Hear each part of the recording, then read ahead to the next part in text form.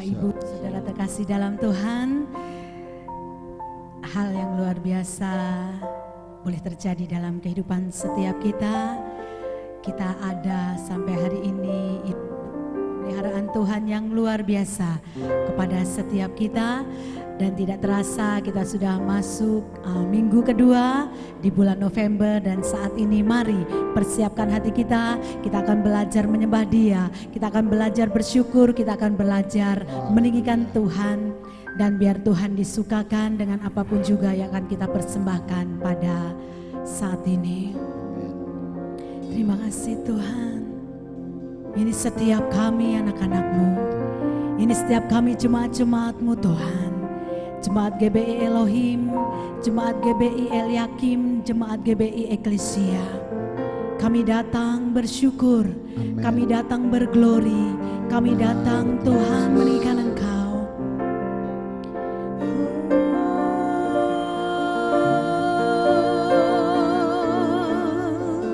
Mari semua yang ada di tempat ini, yang ada di rumah, kita akan belajar menyembah Dia. Mari berikan pujian penyembahan yang terbaik buat Tuhan kita.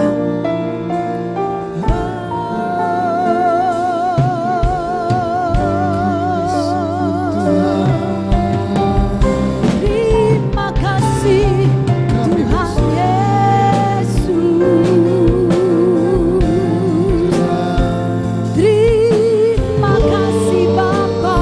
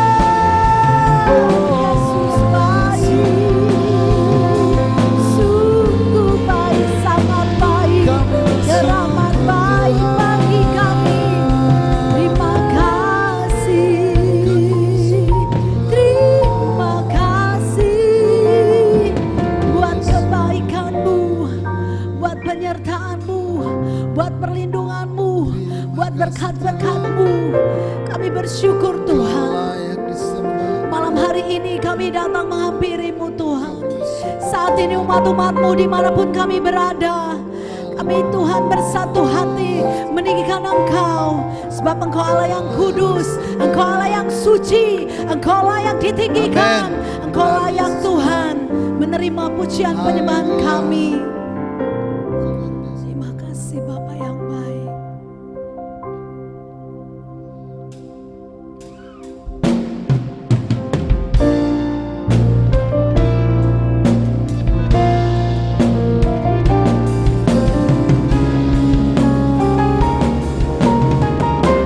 Kau Allah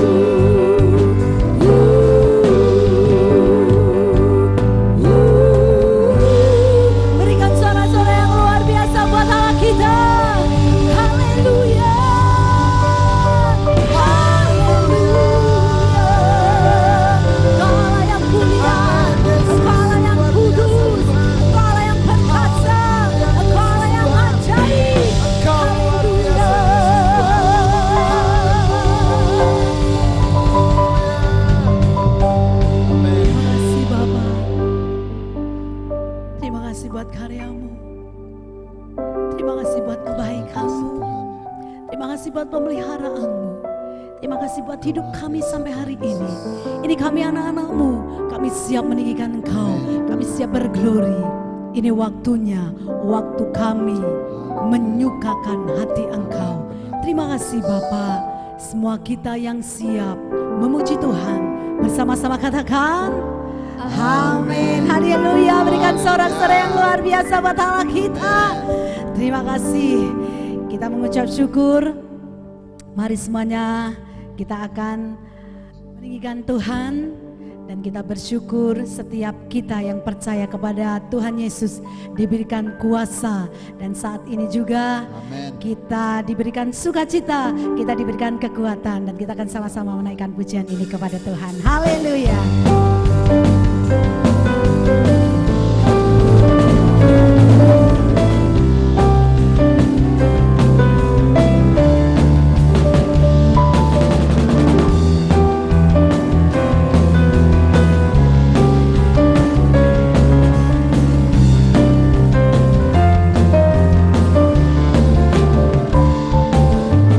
Diberi kuasa yang raja mulia.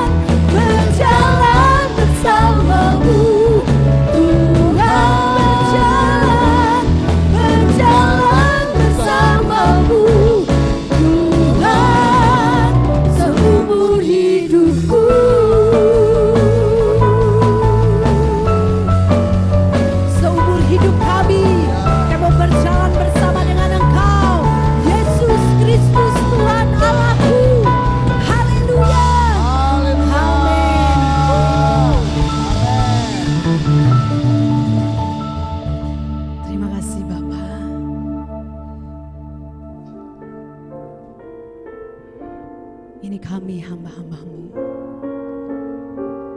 Kami mau lebih lagi menyukakan hati Engkau. Kami mau lebih lagi memberikan yang terbaik. Pakai hidup kami menjadi alat-Mu Tuhan.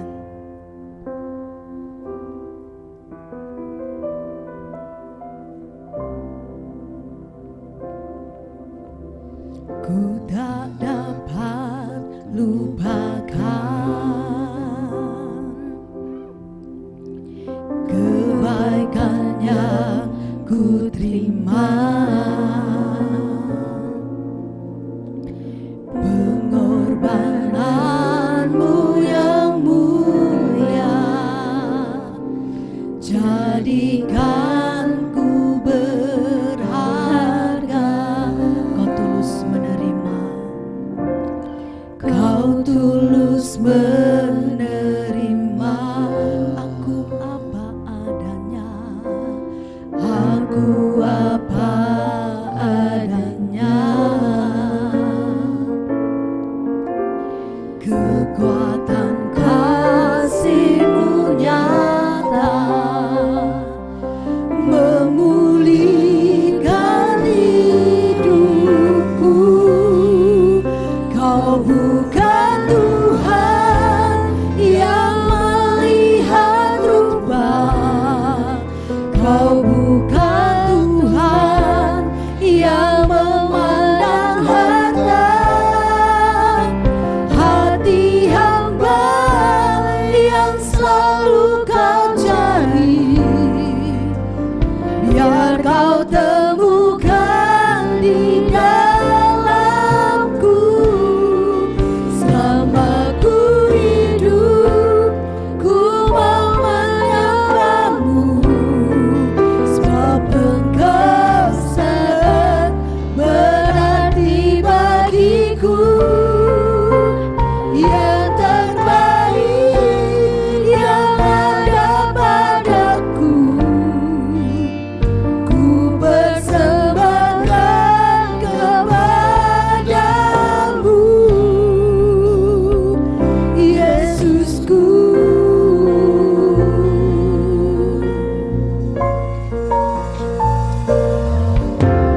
Kau tulus menerima aku apa adanya, aku apa adanya.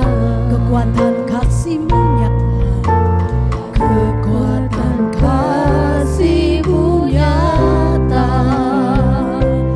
memulihkan hidupku. Kau bukan Tuhan yang melihat rupa, Kau bukan Tuhan yang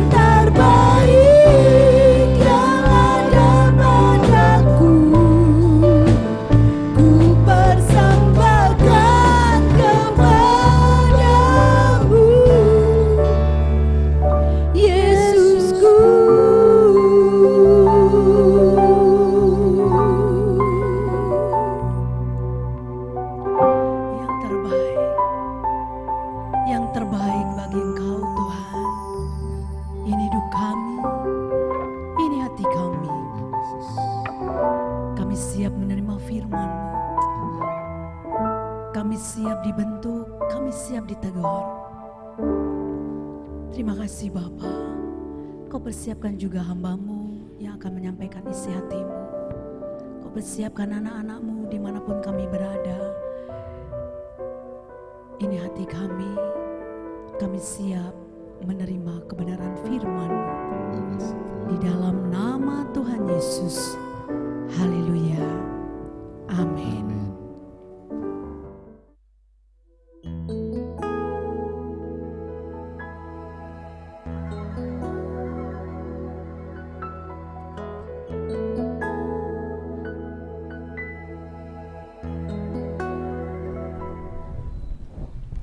Shalom. Semua sehat walafiat. Puji Tuhan.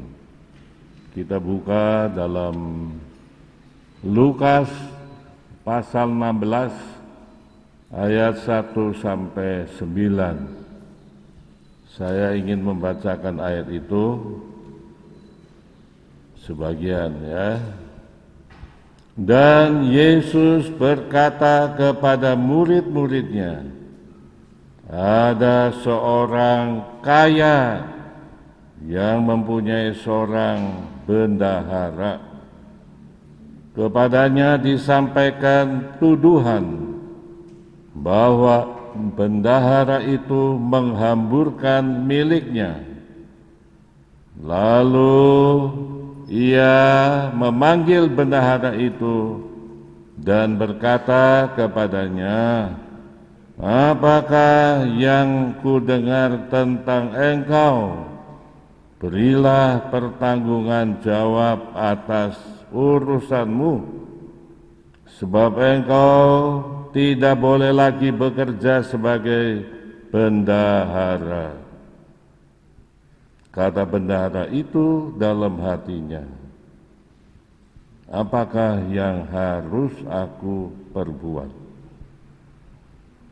Tuanku memecat aku dari jabatanku sebagai bendahara. Mencangkul aku tidak dapat, mengemis aku malu. Sampai di situ dulu pembacaan ayat Alkitab. Dalam khotbahnya Yesus banyak menyampaikan dengan perumpamaan supaya jemaat yang mendengar itu lebih mengerti apa khotbah Tuhan Yesus. Dikatakan di sini ada seorang kaya. Dia punya usaha, punya perusahaan. Dan orang kaya ini butuh pegawai-pegawai. Salah satu diantaranya adalah bendahara. Memang bendahara ini penting untuk mengurus keuangan. Tuhan Yesus bersama murid-muridnya yang 12 itu pun sering menerima persembahan dari jemaat. Untuk itu Yesus mengangkat seorang bendahara.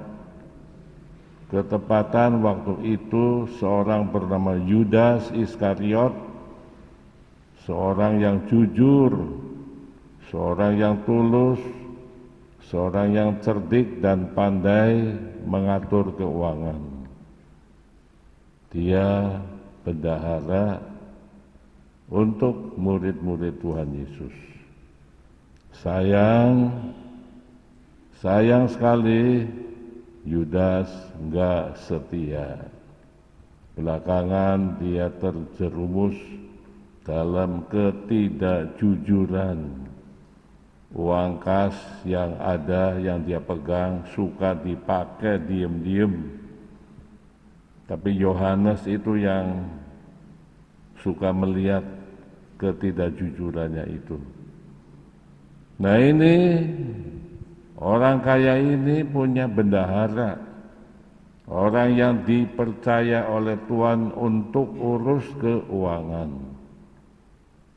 Nah, saudara, awalnya bendahara ini memang baik, jujur, tulus, teliti, dan ini yang dibutuhkan oleh tuannya. Saudara, memang anak-anak Tuhan semua harus jujur soal keuangan. Dari pendeta, majelis, sampai kepada jemaat dituntut kejujuran soal uang. Saudara kerja di mana? Di pabrik, di toko, di mana saja saudara bekerja, urusannya dengan keuangan. Saudara dituntut oleh Tuhan supaya engkau jujur di tempat engkau bekerja, supaya Tuhan dipermuliakan melalui kejujuran saudara. 1 sen pun jangan ambil kalau bukan duit saudara. Kita harus tulus dalam hal keuangan. Kami di Kerawang berapa tahun yang lampau pakai seorang pengerja baru, saudara. Nah, pengerja baru ini ternyata langsung tidak jujur. Di gereja dia ibu-ibu yang urus keuangan, dia bilang, boleh nggak saya bantu tante? Oh ya boleh. Kantong-kantong kolektor, waktu itu pakai kantong kolektor saudara ya. Dia bilang dia tuang, tapi yang dituang itu separoh. Lalu buru-buru dia lipat, sudah dituang duitnya. Nah ini berjalan sekian waktu. Salah satu ibu curiga, kenapa kok kolektor malah berkurang? Biasanya nggak segini, sekarang kok segini. Dia coba kantong kolektor yang sudah disingkirkan oleh pengerja ini, diambil oleh ibu ini, dibuka. Ada duitnya banyak, saudara.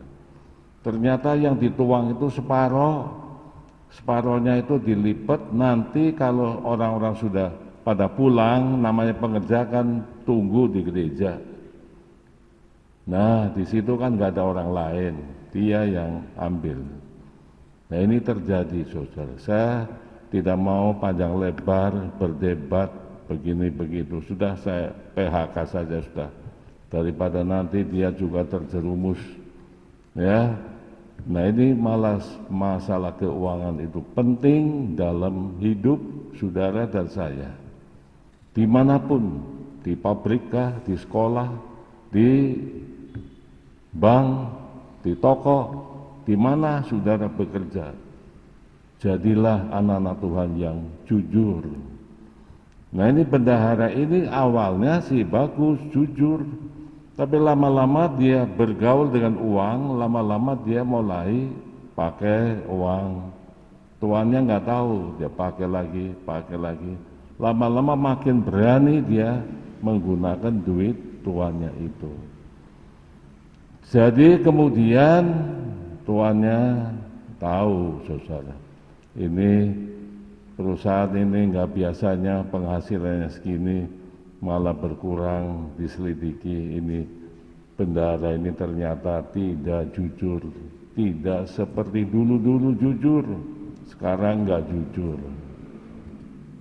Dipanggil, kamu bendahara yang sudah saya percaya ternyata nggak jujur, ya, kamu memboroskan uang kas dari perusahaan ini dan dipakai untuk kepentingan sendiri maupun kepentingan teman-teman yang lain.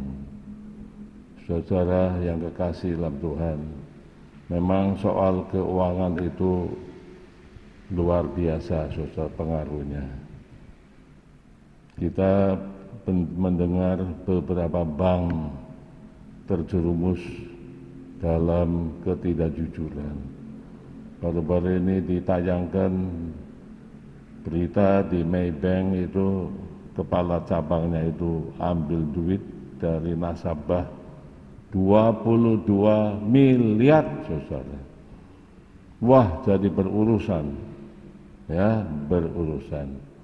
Nah, ini dunia. Karena itu Tuhan Yesus bilang, jangan kamu menghimpunkan uang di dunia ini. Di dunia ini nggak aman. Banyak pencuri, banyak perampok. Simpanlah hartamu di dalam kerajaan surga, kata Tuhan Yesus. Tempat nggak ada ngengat, nggak ada perampok, nggak ada pencuri. Itulah yang Tuhan anjurkan kepada kita semuanya. Lalu tuannya ini ambil putusan, akhir bulan ini kamu PHK, berhenti tanpa hormat. Ya. Nah, ini si hamba ini pulang, dia pikir aku kalau bebas dari pekerjaan, nggak terima gaji lagi, makan apa? Dia pikir mencangkul sebagai petani, aku nggak kuat, nggak biasa. Dia tenaga administrasi yang sehari-hari kerja tulis-menulis, sekarang berubah menjadi mencangkul, nggak bisa. Dia bilang, nggak kuat. Mengemis saja, mengemis. Wah, banyak pengemis yang kaya, saudara. Dia mau jadi, malu dong jadi pengemis. Bendahara turun derajat lalu mengemis, enggak mau, dia nggak mau jadi pengemis. Lalu dia punya satu akal. Waduh, aku harus menjalin hubungan baik dengan pelanggan-pelanggan dari tuanku. Pelanggan-pelanggan itu mempunyai utang, ya, kepada tuan ini, tuan yang kaya. Coba saudara saya bacakan lagi terus.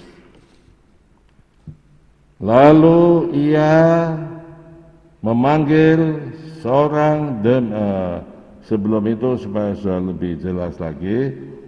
Aku tahu, ini kata hamba tadi, apa yang akan aku perbuat supaya apabila aku dipecat dari jabatanku sebagai bendahara, ada orang yang akan menampung aku di rumah mereka.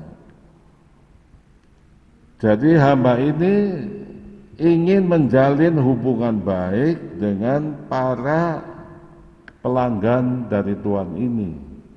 Caranya bagaimana? Lalu dia berpikir, lalu ia memanggil seorang demi seorang yang berhutang kepada tuannya. Katanya kepada yang pertama, berapakah hutangmu kepada tuanku? Orang itu menjawab, aku utang dengan tuanmu 100 tempayan minyak. Lalu bendahara ini bilang kepada orang itu, inilah surat hutangmu, duduklah dan buatlah surat hutang lain sekarang juga. Separuh dari utangmu aku yang bayar. Jadi tulis 50 tempayan. Jadi hamba ini masih punya dana tentu, ya, yang dia kumpulkan dari gajinya itu dia korbankan untuk piutang dengan yang utang itu. Dia membayar orang yang berhutang kepada tuannya itu separuh. Udah separuh saja kamu bayarnya ya, yang separuh saya yang nanggung. Jadi orang ini korban untuk menolong orang ini. Ya, kemudian lalu dia memanggil seorang demi seorang yang berhutang kepada tuannya. Katanya kepada yang pertama, berapakah hutangmu kepada tuanku?" Jawab orang itu, 100 tempayan minyak. Lalu katanya kepada orang itu, "Inilah surat hutangmu, duduklah dan buatlah surat hutang lain sekarang juga, 50 tempayan. Jadi kamu utangnya hanya 50 tempayan, bukan 100. Yang 50 aku yang bayar." Kemudian ia berkata kepada yang kedua, "Dan berapakah hutangmu?" Jawab orang itu, 100 pikul gandum. Katanya kepada orang itu, "Inilah surat hutangmu, buatlah surat hutang lain, 80 pikul. Jadi orang ini sumbang 20%, dia yang nanggung. Nah saudara, jadi dia menjalin hubungan baik kepada orang-orang yang berhutang kepada tuannya itu. Tuannya itu mendengar tindakan dari bendahara ini. Wah, ini bendahara ini cerdik. Dia memikirkan nasib masa depan, jangan sampai kapiran, jangan sampai lontang-lantung. Jadi sekarang dia korbankan sebagian dari hartanya untuk menolong pelanggan-pelanggan yang utang kepada tuannya itu. Saudara, lalu tuan itu memuji bendahara yang tidak jujur itu, karena ia telah bertindak dengan cerdik, sebab anak-anak dunia ini lebih cerdik terhadap sesamanya daripada anak-anak terang. Dan perhatikan ini, aku berkata kepadamu, ikatlah persahabatan dengan mempergunakan mamon yang tidak jujur, supaya jika mamon itu tidak dapat menolong lagi, kamu diterima di dalam kemah abadi. Ini khotbah Yesus sungguh menyentuh hati kita ini. Kita digambarkan seperti bendahara-bendahara yang tidak jujur. Saudara, apakah saudara pernah duduk lalu memikirkan tentang nasib saudara masa yang akan datang? Kita jangan berpikir hanya konsentrasi hanya masa sekarang. Saudara harus berpikir juga untuk masa yang akan datang. Setelah kita mati, roh kita masih tetap hidup, masih bisa berasa dan sebagainya. Apakah kita selamat di dalam Tuhan Yesus, ataukah kita terbuang dalam neraka api? Kita harus memikirkan tentang keselamatan kita juga. Sebab hidup di bumi ini hanya sementara waktu. Satu saat saudara pun dipanggil pulang. Ya, tidak ada seorang pun yang tetap hidup terus-menerus di bumi ini. Satu saat kita akan mati. Manusia ditetapkan mati satu kali. Setelah itu penghakiman. Bendahara ini memikirkan nasib masa yang akan datang. Kalau aku dipecat, aku tidak ada pekerjaan, dana yang ada padaku lama-lama habis, krisis, kemana aku harus pergi? Mencangkul aku nggak kuat, mengemis aku malu. Tapi mumpung masih ada kekuatan, dia berbuat baik, investasi kepada orang-orang yang berhutang kepada tuannya itu. Ya, dia kasih sumbangan untuk yang berhutang tadi, saudara. Ya, nah marilah kita melihat di sini tentang maksud Tuhan Yesus. Selama kita hidup di bumi ini harus kita berbuat kebaikan, kebajikan. Kita menabur benih-benih kebajikan terhadap sesama manusia. Saudara berbuat baik terhadap sesama manusia, menolong orang yang benar-benar susah, itu ada pahala yang Tuhan sediakan bagi kita. Saudara berbakti kepada Tuhan itu pun ada nilai tersendiri. Daud berkata apa? Aku bersuka cita apabila dikatakan oleh orang, mari kita masuk ke rumah Tuhan untuk beribadah kepada Tuhan. Kehadiran saudara di rumah Tuhan ini tidak sia-sia. Sebab ini adalah perintah Tuhan. Kepada Nabi Musa Allah berkata, 1 minggu ada 7 hari, 6 hari kamu boleh sibuk bekerja untuk kepentingan diri sendiri, tapi hari yang ke-7 itu hari Tuhan, hari Sabat, kumpul di rumah Tuhan untuk berbakti. Saudara hari ini sudah memenuhi perintah Tuhan, berhimpun di dalam rumah Tuhan untuk berbakti kepada Tuhan. Di dalam Maliaki disebutkan nanti ada perbedaan antara orang yang beribadah kepada Tuhan dengan orang yang tidak beribadah kepada Tuhan. Beda, saudara. Jadi saudara datang ke gereja itu ada nilai tersendiri dari Tuhan. Kemudian Tuhan berkata juga, jangan seorang pun menghadap aku dengan tangan hampa. Jadi setiap ibadah itu harus membawa persembahan kepada Tuhan. Persembahan itu sungguh bermanfaat di hadapan Tuhan. Di dalam Amsal pasal 3 ayat 9 dan 10 dikatakan demikian.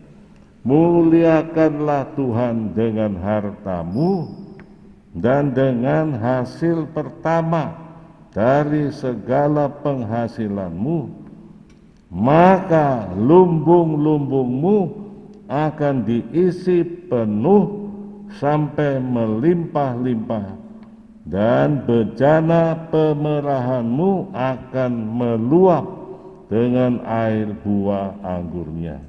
Ini firman Tuhan, saudara. Jadi kalau kita memberikan persembahan kepada Tuhan, itu berarti memuliakan Tuhan dengan uang kita, dengan harta kita. Kita memberikan persembahan persepuluhan itu pun berarti kita memuliakan Tuhan. Nah, kita lihat juga ayat Matius 19 ayat 29.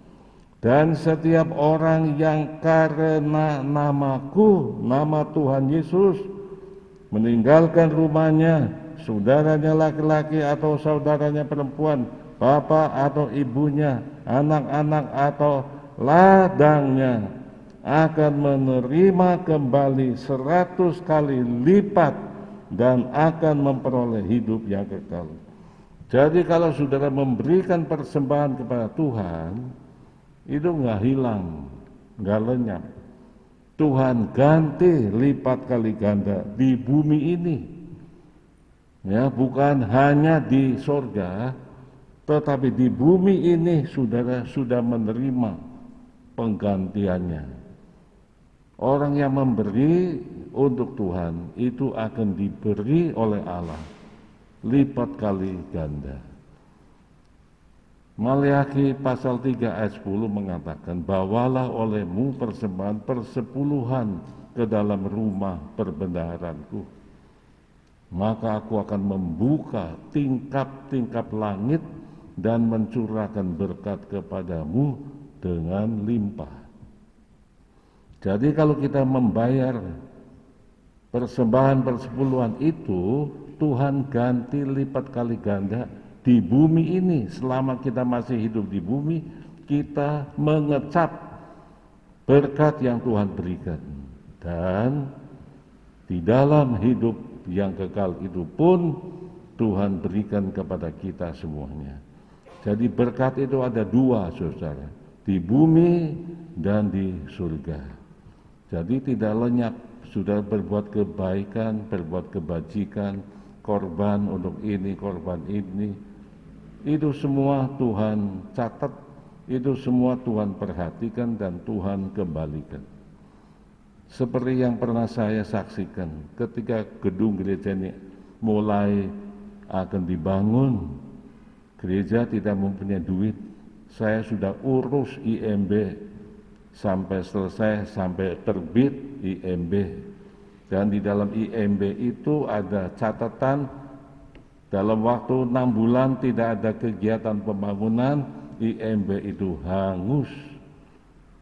Lalu saya rapat dengan panitia berulang-ulang. Memang waktu itu dalam kondisi krisis, jemaat pun dalam kondisi krisis, gak ada uang. Ketepatan saya mempunyai 2 buah mobil, yang satu untuk pelayanan Bogor Kerawang, yang satu untuk anak saya sekolah di SMA. Saya berdoa sama Tuhan, saya persembahkan mobil ini supaya jangan sampai IMB hangus. Saya serahkan kepada panitia untuk dijual dan uangnya dipakai untuk pembangunan rumah Tuhan. Apakah saya rugi? Enggak, saudara. Sungguh, saya ingin kasih tahu kepada saudara, ternyata Tuhan Maha Pengasih dan Penyayang. Tuhan mengembalikan apa yang saya korbankan. Malah saya berkata kepada Tuhan, inilah waktunya saya harus kembali naik bus Bogor Kerawang, naik bus lagi seperti tempo dulu. Tuhan tidak izinkan. Tuhan ganti dengan mobil baru, ya, Vario, Honda Vario. Jadi memberi untuk kemuliaan nama Tuhan itu tidak rugi. Saya merasa tidak rugi sebab Tuhan mengembalikan dengan berkat yang limpah kepada saya. Ini kesaksian yang perlu saudara tahu. Jadi memberi kepada Tuhan itu tidak sia-sia. Saudara membayar persepuluhan itu pun tidak sia-sia. Tidak sia-sia. Tuhan berjanji mengembalikan selama saudara masih hidup di bumi ini, berkat itu akan diberikan kepada saudara. Dan banyak saudara-saudara yang memberi persepuluhan, bersaksi dari mulut ke mulut. Tuhan memberkati usahanya, Tuhan memberkati pekerjaannya, Tuhan menambah berkat dan berkat itu.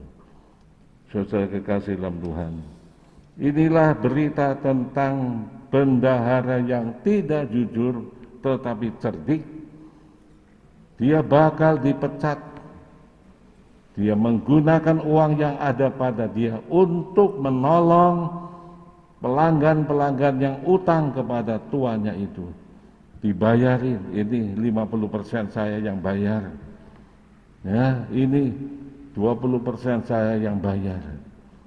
Nanti kalau sampai waktunya dia dipecat, tidak bakal lontang-lantung. Teman-temannya yang dulu ditolong oleh hamba ini akan merangkul dia, akan memberkati dia, akan membalas budi, akan menolong, sehingga orang ini tidak kapiran dalam masa depan hidupnya. Inilah yang Tuhan Yesus katakan di dalam firman-Nya itu. Nah, saudara kekasih dalam Tuhan, dan aku berkata kepadamu, ikatlah persahabatan dengan mempergunakan mamon. Mamon itu uang. Saudara harus menggunakan uang untuk menjalin hubungan yang baik, yaitu dengan cara saudara memberikan persembahan, saudara berkorban, saudara nyumbang, saudara bayar persepuluhan. Itu saudara menggunakan uang, menggunakan mamon. untuk mengikat persahabatan di alam yang kekal itu.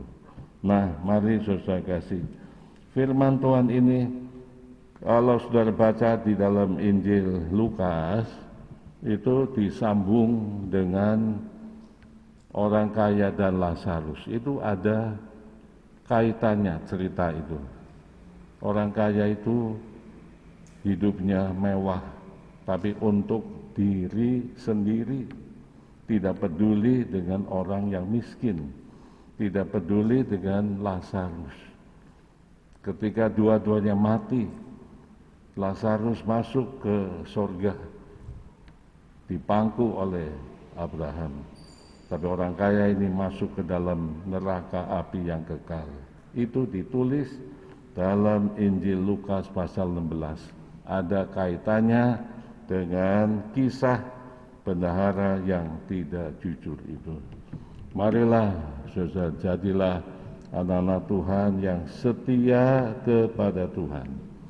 Ya, tidak sia-sia saudara tiap minggu berkorban, lelah, capek, harus bangun pagi-pagi, harus menyediakan ini itu, lalu datang berbakti kepada Tuhan. Itu kedatangan saudara di dalam rumah Tuhan ini tidak sia-sia. Tuhan mempedulikan, memperhatikan, dan memberkati saudara semuanya. Amin. Mari kita tunduk dan berdoa kepada Tuhan. Kami bersyukur Tuhan, firman-Mu telah disampaikan kepada anak-anak-Mu.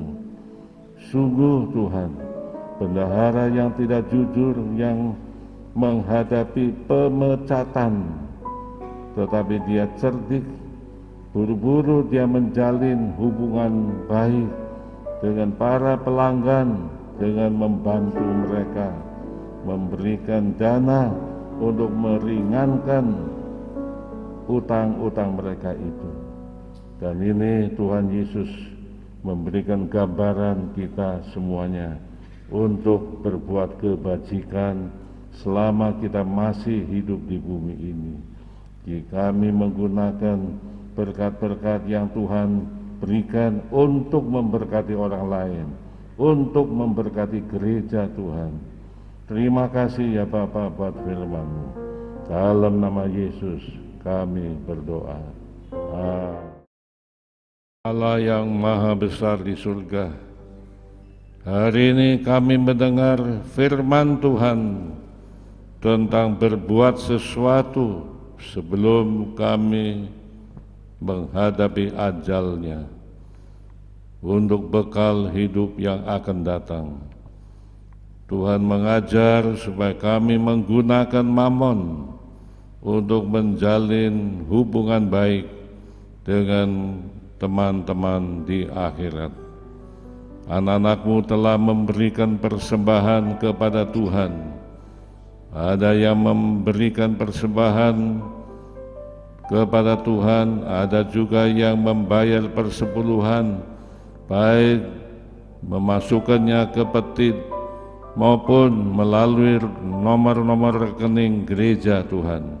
Engkau melihat semuanya, dan Tuhan seperti janji-Mu membuka tingkap-tingkap langit dan mencurahkan berkat kepada mereka semuanya, sehingga apa yang Tuhan katakan itu benar adanya. Berkati ibadah raya kedua siang hari ini, juga berkati ibadah raya di Karawang hari ini. Terima kasih ya Tuhan, Engkau lindungi anak-anak-Mu semua, menjauhkan dari segala jenis sakit penyakit sesuai janji-Mu, terutama virus corona Tuhan. Engkau jauhkan semua, sehingga anak-anak-Mu hidup sehat walafiat adanya.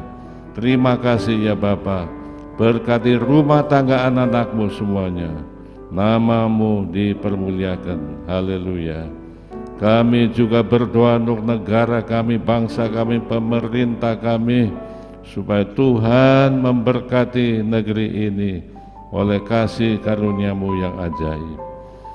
Juga Tuhan, pemilihan presiden di Amerika, kiranya Tuhan menentukan kehendak-Mu, memilih seorang presiden yang patut untuk memerintah negeri ini dengan sebaik-baiknya. Terima kasih ya Bapa. Jemaat yang dikasihi Tuhan, terimalah berkat Allah yang kudus, kasih karunia Allah Bapa di dalam Yesus, dan persekutuan Roh Kudus menyertai saudara semua dari saat ini sampai Maranatha, Tuhan Yesus datang. Sama-sama katakan.